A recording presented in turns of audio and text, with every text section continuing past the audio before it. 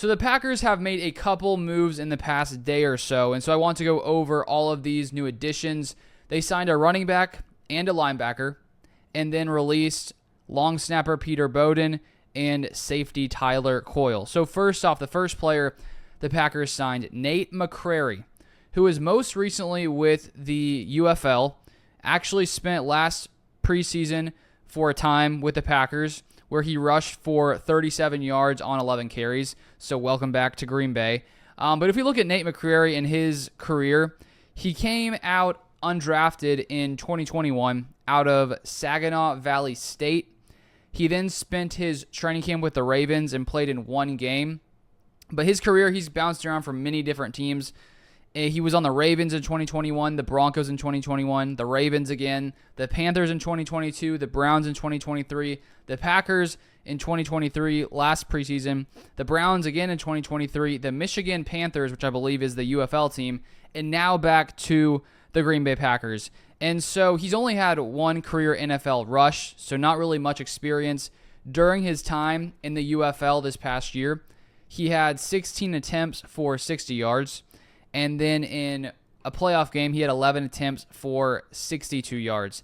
And I think the reason for this signing at running back is just because of the different injuries the Packers are currently dealing with.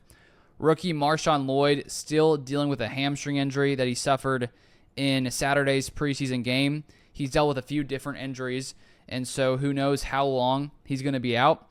And then Jarvian Howard, who had a pretty solid game to end Saturday's preseason game, is also now dealing with an ankle injury. So there's just some issue there with running back depth because of these injuries, and it is very likely that Nate McCrary was added back here to fill that hole as the Packers hope to get some of these other guys back from their injuries. And now here we have linebacker Chris Russell, 6'2", 235 pounds. The other guy signed here at Green Bay. He was actually undrafted this year out of Texas A&M. A teammate of Edgerrin Cooper, Packers' second-round linebacker. And he tried out with the Packers back in rookie camp, but was not signed. And so this is his first time on an NFL team. But if we look back at his time in college this past season, PFF, they grade college players as well, and they gave him a 63 grade, which out of 777 college linebackers was 489th. And if we look at his 2022 versus 2023 season, just sort of the comparison, he played a lot more in 2022. I'm not sure if it's because of injuries or what the deal was there, but in 2022, 685 snaps, 2023, 240 snaps. And if you look at his grades from PFF there, slightly better in 2022, much better run grade, 70 versus 57.5 in 2023. And just like the Packers having some issues with their running back depth because of some injuries, the Packers right now are dealing with injuries to Edgerrin Cooper as well as Tyron Hopper, who I believe Hopper was back today for individual drills. And so it just looks like two depth pieces here for positions where the Packers are dealing with some injuries. And then, as I already said, the Packers released long snapper Peter Bowden from Wisconsin.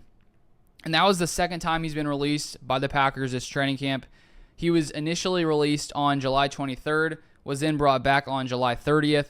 And so it looks like Matt Orzech is likely going to be the long snapper. And then safety Tyler Coyle, who signed with Green Bay back in January, went undrafted in 2023. So he's been with the Packers this year, but has now been released. So those are all the updates for the Packers. If you want more Packers content, Packers news, make sure you subscribe down below. You can also follow me on Twitter at LukeBeller3 for more Packers content, and I'll see you guys next time.